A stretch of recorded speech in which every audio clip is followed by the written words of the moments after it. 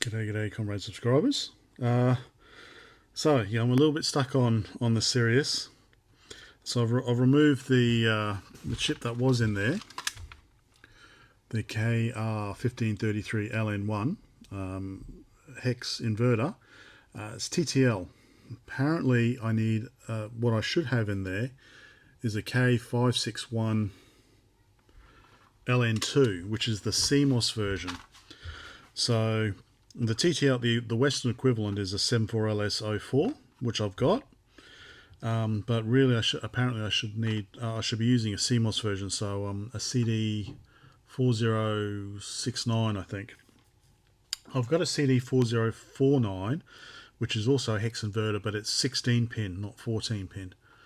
So I think apparently it's either one or the other. So I think it's the CD4069. So I can order some, but that's going to take a week or two. Now the reason for CMOS, I think, is because it allows it'll accept voltages higher than the supply voltage. So I think when you're playing in audio through a line in or something like that, well, you know, depending on the volume, it can be louder than 5 volts, something like that, I guess. Anyway. So I could just try with a 74LS04. So this, for example, is one of the circuits. This is from the Belarusian Raton 9003 that uses the same BMK chip. And you can see here we've got tape in, and then we've got capacitor at the start, which is what we've got here. And then we've got resistor, and then we've got basically 6 inverters, so that's all on the one chip. This DD25 chip is the K561LN2. So yeah, so that's one design. There is a different design which also uses the same chip, you know, cascade of inverters, but the passives are arranged slightly differently. So that's the plan for that one. So unfortunately I'm a bit stuck until I can get some of those chips. So I thought in the meantime we could have a quick look at something else, which is right here. So this is an Electronica CIP-03. It's Romanian. I think this particular one is 1991 based on the chip codes, date codes on the chips, and as with most machines, the Z80 CPU, well, clone, and it's a Sinclair ZX Spectrum clone. But it's quite a smart looking one, if you ask me. I think it's got quite a nice design. I do like this kind of retro Electronica on there. Keys aren't too bad, but the O key keeps falling out when I turn it upside down, so you can have a quick squiz in there at the key switch mechanism. I think the key switch mechanism is one of those ones where it's got the 2 leaves and they're separated by the key cap, and then when you press the keycap down, then they make contact. So I don't know what they're called, but I think that's the style of key here. So it's got it's a decent keyboard. It's got quite a nice big space and enter on the side here. Came with a power supply. What a beast, eh? I love it. So 220 volts in, and I think it should be a regulated 5 volts output. So what we've got here, 5 volts, 1.3 amps. I won't use it. See, we've got 3.5mm mono as the output. I will give it a try, and of course we'll pull it apart as well. But yeah, I won't use it. Where's this is now? I know that they are separated by about 3 decades, but just look at the difference. Just look at the difference. Massive difference. So yeah. So what else? So I was just say this is just a quick look. I'm not going to power. I don't know the pin out for the video. We'll have a look at the back. Not much else really. So power in, 3.5mm, 5 volts. I've got an expansion connector here that's actually labelled. which is nice. I'm not sure if it's the same as the Spectrum. We'll have to have a look. What else? We've got cassette, got AV, so 5-pin, so RGBS, and then we've got RF modulator, so CCAM, and we've got a little reset button there that doesn't really have much travel, but I guess it does the job. Not much on the bottom. No, and that's the O key falling out. Put that back there. Let's have a quick look inside, shall we? Right, so I've had a sneak peek, so I do know what's in here. Got the keyboard, comes off quite nicely. Keyboard is actually detachable. Good idea. The speaker isn't. So the speaker's soldered on there. But quite nicely laid out board. Everything's in nice rows. Reminds me of the Pravets 8D from Bulgaria, their Auric Atmos clone. That's also a very nicely laid out board.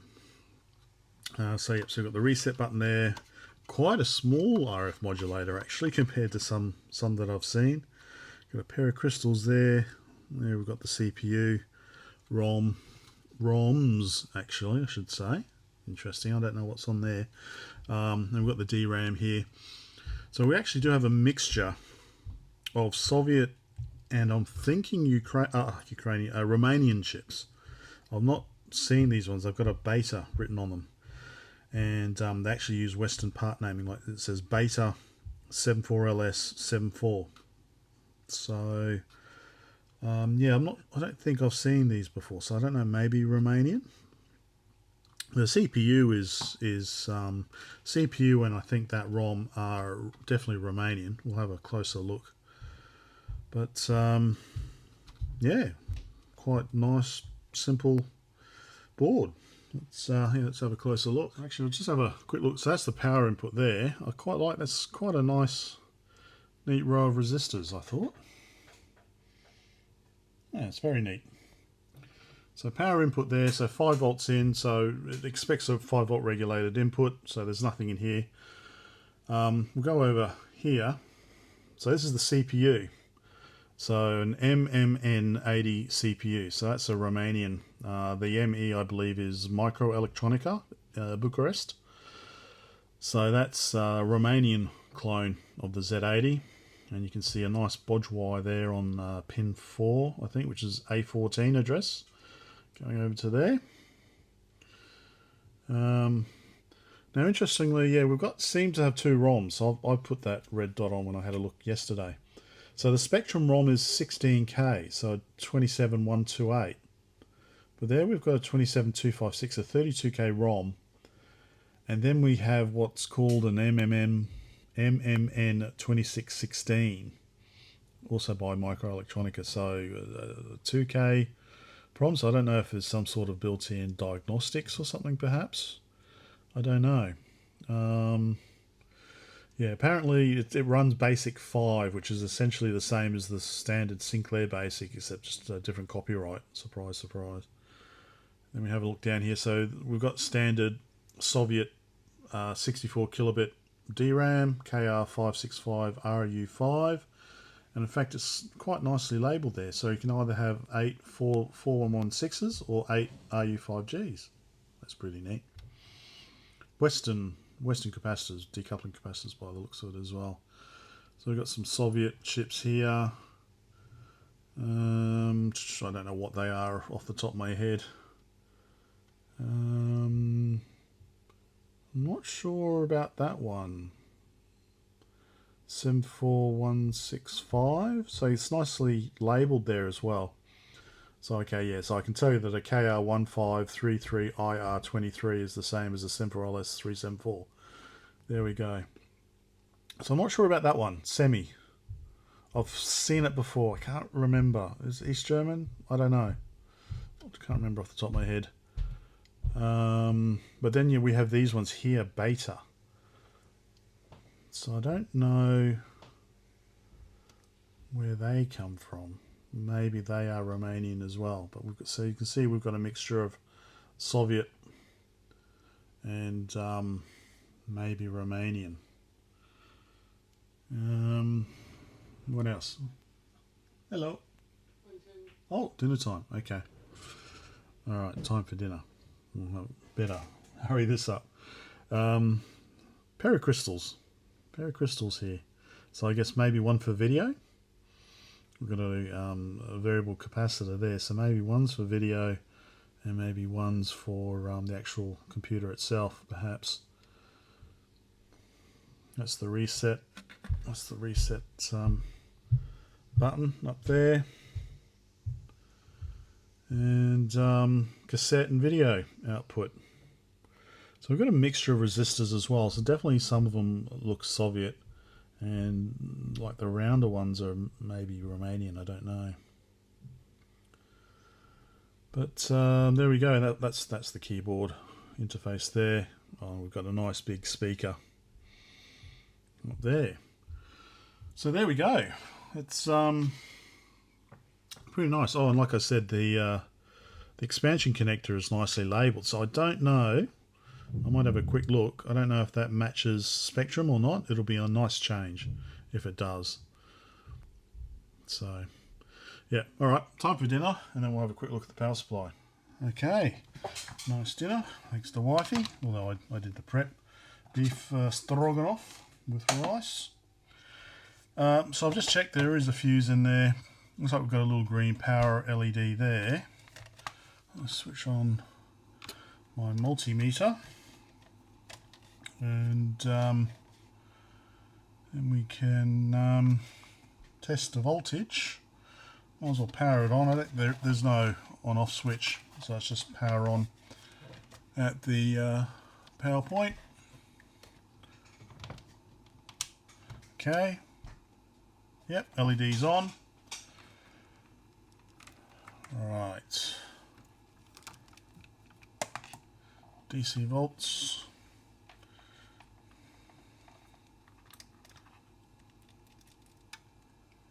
All right, 6 volts. All right, fair enough. So it's not really regulated then. Okay, and bear in mind that I'm running it on 240 volts, not 220 volts. Okay, power that off. Let's open it up.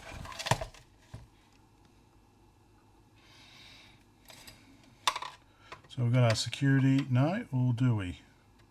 Maybe. It looks like we've got security stuff there still. So it doesn't look like it's been opened up. Let me just open this up. 3 of them are done. We've just got this security stuff there. Which kind of might confirm it hasn't been opened up.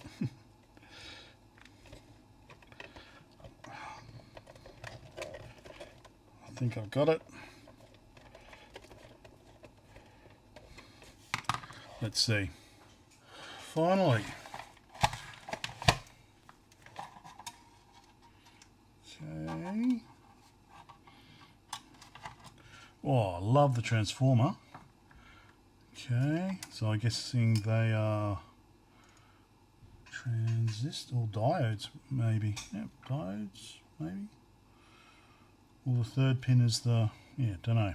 All right, let's have a look. Oh, is that a regulator? LM323. Is that right? Okay, so we've got 2 wires off that. I guess what we can have a look at, if we power it back on again, let's have a look at what AC comes out of the. Let's have a look at what AC comes out of the transformer. Switch to AC.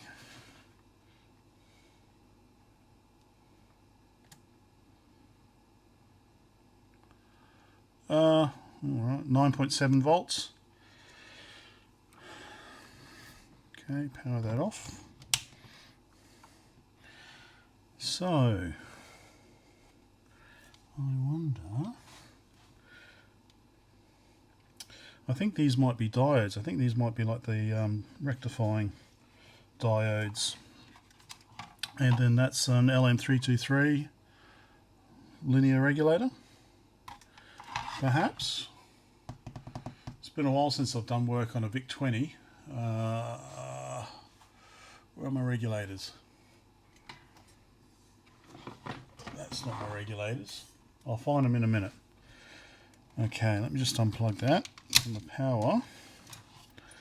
So, pretty simple. Looks like unscrew those two screws there, and we can get this out maybe. If I can get on it. Right, I'm just going to unscrew these and I'll be back. Okay, so I think this needs to pull out. Well, okay, it's screw, alright, screw on the side here still.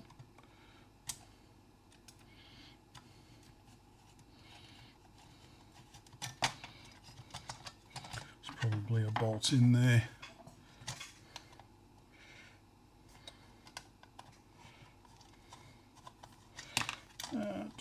Okay, that's that done. Alright, now I think this will come out a bit better.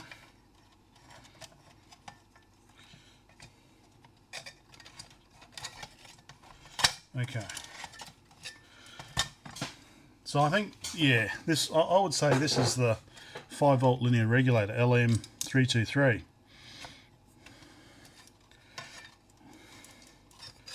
So power in, power out, and then the case is ground. So I could replace that with a modern one, which will give us definitely 5 volts out. Now this is where everything else happens.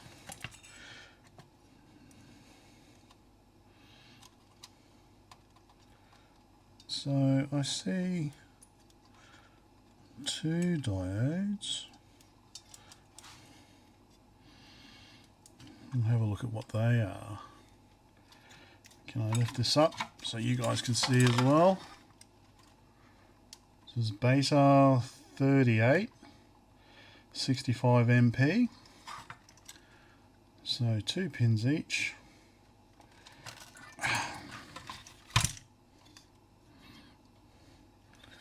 And a whole bunch of capacitors.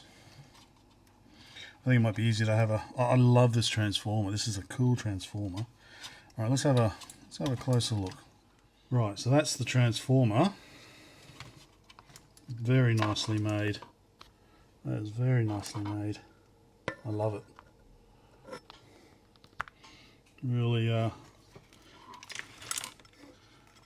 really well made. All right, and then like I said, I think that's the regulator.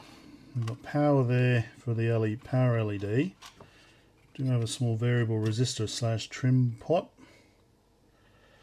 for adjustments, I guess. So we've got a diode there, a diode there.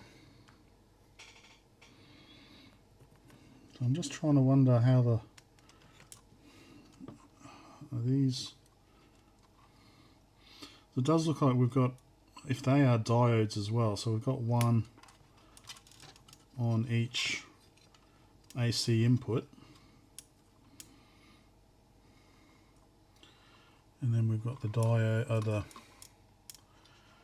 fuse there. Oh, and that one, oh actually, so I measured that there, that was what, 9.7 volts, but we're actually taking that there, so it's probably a bit higher, maybe 11, 12 volts.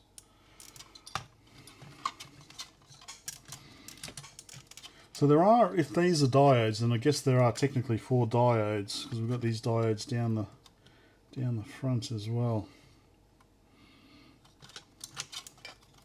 Cool.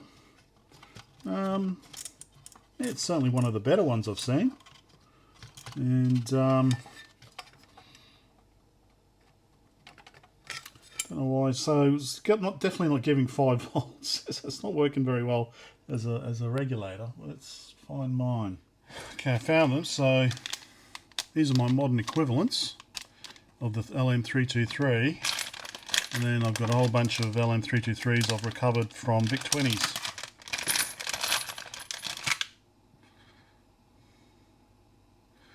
So I could replace this one with that or with that one. So I might do that one actually.